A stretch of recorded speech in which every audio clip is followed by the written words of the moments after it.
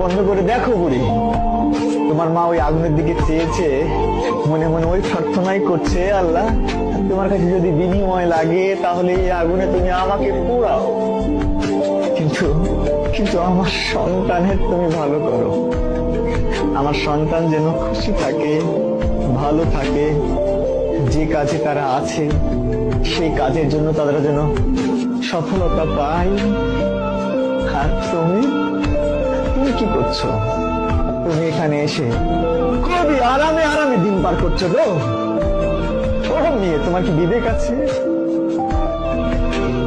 তোমার কি বিবেক আছে? তুমি কি একবারও তাদের এই কন্ট্রিবিউশনটাকে সামনে আনতে পেরেছো? কি বাবাকে ফোন দিতে চাইলা না? বাবার হার্ট অ্যাটাক করবে, ওই অনুভূতি তো আছে যে তোমার নিউজ, খারাপ নিউজ পেলে বাবা হার্ট অ্যাটাক করতে পারে। তাহলে কতটা যন্ত্রণা পেলে একটা মানুষ কলাপস করতে পারে, এই অনুভূতি আছে।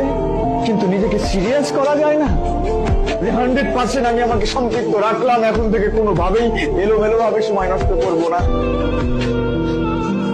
আমি নিজে বিশ্বাস করি, খুব করে বিশ্বাস করি, এখানে সবচেয়ে ভালো শিক্ষক দিলেও সব পেপার গুলো একদম হুবহু করছি, এখান থেকে হবে কোশ্চেন গুলো, এই ব্যাপারগুলো ইনশিওর করলেও